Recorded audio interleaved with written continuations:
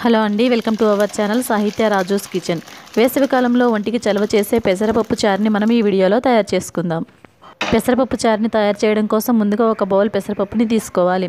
Stove పై ఒక aluminium గిన్నెని పెట్టుకొని మనం తీసుకున్న ఒక బౌల్ పెసరపప్పుని ఇందులో వేసుకొని లో ఫ్లేమ్ మీద దోరగా మాడిపోకుండా పెసరపప్పుని వేయించుకోవాలి.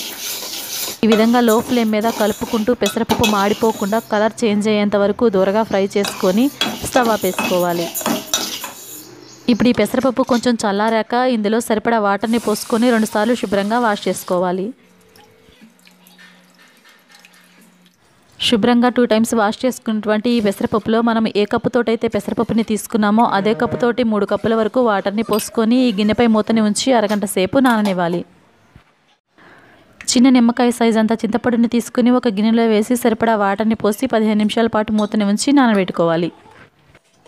అరగంట తర్వాత చూసినట్లయితే పెసరపప్పు బాగా నానిపోయి ఉంటాయి. ఇప్పుడు ఈ పెసరపప్పులో 1/2 స్పూన్ పసుపుని 1 స్పూన్ నూనెని వేసుకొని ఒకసారి మిక్స్ చేసుకొని మూతని ఉంచి స్టవ్ ఆన్ చేసుకొని మీడియం ఫ్లేమ్ మీద పొంగిపోకుండా ఈ పప్పుని ఉడికించుకోవాలి.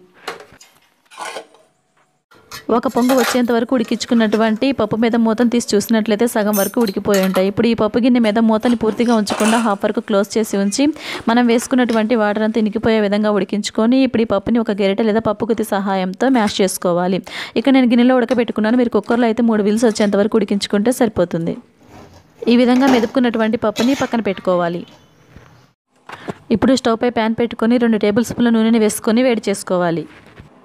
ఆయిల్ వేడయ్యాక దంచుకున్నటువంటి 4-5 వెల్లుల్లి రెబ్బలను అలాగే 1/2 స్పూన్ శనగపప్పు, మినపప్పు, ఆవాలు, జీలకర్ర, 2 ఎండుమిరపకాయలని వేసుకొని ఫ్రై చేసుకోవాలి. 2 రెమ్మల కరివేపాకుని అలాగే 1/2 స్పూన్ ఇంగువని వేసుకొని ఫ్రై చేసుకోవాలి.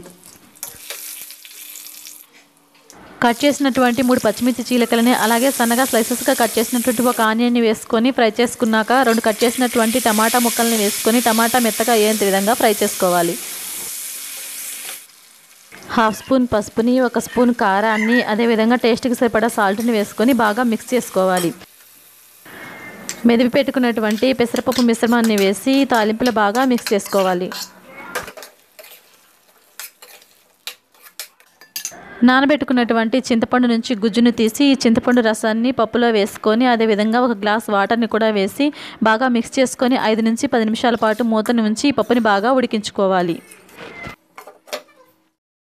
10 నిమిషాల తర్వాత మూత తీసి చూసినట్లయితే తెరులుతూ మనకి టేస్టీ అయినటువంటి పెసరపప్పు పప్పుచారు రెడీ అవుతుంది.